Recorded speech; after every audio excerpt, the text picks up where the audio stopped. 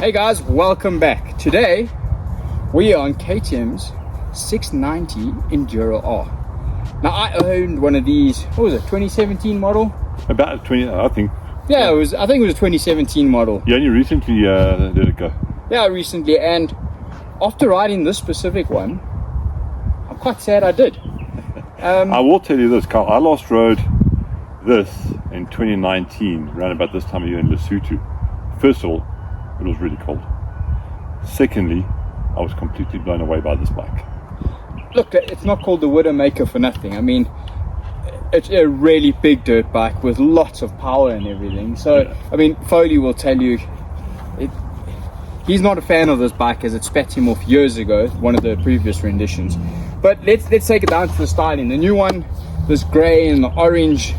What are your thoughts? I flippin' love the colours, the grey and the orange. It just, this whole new modern styling that all the guys are going with these flatter colours than greys and etc. Just absolutely beautiful. Yeah, the nice little Nardo grey and everything. And sticking with the styling, if you ride this one, your new 23 model, and you ride the older editions, it's a lot thinner and slimmer. It's almost motocross bike or enduro bike. It's very narrow and thin. It doesn't feel as big and cumbersome up front here. But this is the thing that I've always said, because of my size, I mean 2 meters 115 kilograms, this is the right size plastic bike for me. I feel awkward on these little 250s and 300s and 350s and even the 450s. They feel too skittish, and this one's got enough weight. It's agile. It's agile as heck. It is, and you really do notice the power in the dirt. I mean, let's talk to the power. 690 single bore, big whoa, and that's what it is.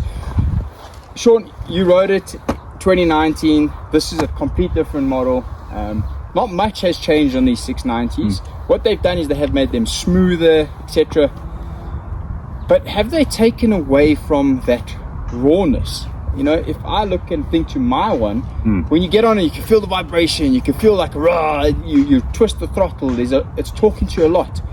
At the moment, I think this one's going to get you in more shit than you think, because it's that smooth and it's so much more fun to ride than the predecessor. Am I right or wrong? Well, I rode it here on the road, okay, and it's a little bit busy traffic, highway riding, and it's almost telepathic in its handling, especially with my weight. I sit quite high up on the bike, sort of close to the front of the bike and etc., and elbows out, especially on this side of motorcycle. And whipping between the cars, I think I left you behind on the 1000cc. Yeah, you did, yeah. And it's so sensitive to rider input that you still think about doing something, the bike's already ahead of you and is doing that. And I was whipping through cars and whipping through gaps that on a bigger bike or a less powerful bike I wouldn't take the chance on. Yeah. Where with the way this one delivers its power and its agility and it's narrow, you can squeeze through stupid little gaps. This is, it's almost like riding a really powerful set of rollerblades. It's so it turns like a housefly. Like I said, it's almost telepathic. It's almost like you're telepathically connected to this bike, and you're not even using your body. You're thinking about something, and the bike's doing it. And the other thing that comes down to that, Sean, is obviously the tank is under your arse. So center of gravity. So you know, even though this is the Enduro model, you get the SMC as well. It's got the higher suspension. I mean, the suspension is fantastic. Let's not lie about that. Road, you know, you think, oh, I'm a big plastic bike. But one thing this bike doesn't do is head shake. So everyone says 690, you can't go above 150 k's an hour. I was sitting You can sit at a reasonable speed, let's say north of 160. And north. Yeah, I haven't. And the 21-inch wheel doesn't get all wobbly on you. The front end doesn't lighten, even though it's got a fairly light front end. It doesn't get all light and starts like you said. It doesn't give you head shakes. So, it's confidence inspiring in that you start doing stupid things with it. Coming onto the off ramp down here, which is quite a long, quite tight left-hander. I mean, I could have been on a super motard. Well, that's the thing. It's very planted, considering it's a big dirt bike. You know, overall, what they've done is this is definitely the Land Cruiser of the KTM. It's got everything that comes out of the predecessors, and they've just made it a little bit prettier and one or two tweaks to it. And do I like it?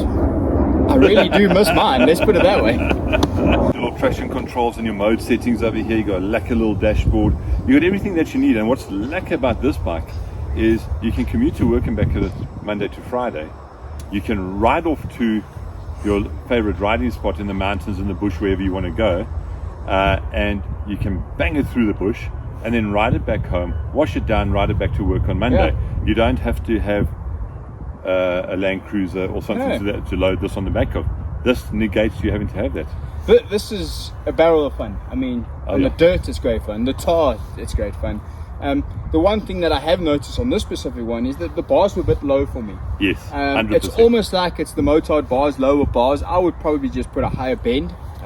Maybe a set of a Renthal RC highs or something. Something like that. But overall, you know, you can't really fault it because it's not an adventure bike, it's not a dirt bike, but it's the two mixed together that you can adventure on it. People do. I rode to Sani, up Sani, and rode home on mine. I will say this, Kyle. I'm getting to that point where I love the big adventure bikes, the 1000cc's, the 1290s, the 1100s, whatever. But I'm finding them, as I'm getting older, you won't know about this until the next 20 years or so, but as I'm getting older, I'm finding I'm less interested in lugging heavy bikes around and fighting huge horsepower. This gives you enough horsepower to get this thing on its back wheel, to do stoppies, to get the arse to step out. But it also, if you go onto really technical trails and through the rocks and through the mud and etc., you go into that and you're not having to fight 300 kilograms or 200 kilograms. It weighs nothing, so it makes your ride more enjoyable, especially in the technical stuff. If you're going to do a lot of off-road extreme adventure touring, this is the way to go. If you're going to do long distances, and this is where I'm going to say it's quick on the freeway, but for short distances. If you're going to do long distances, you're going to ride from here to Clarence and then ride around Clarence.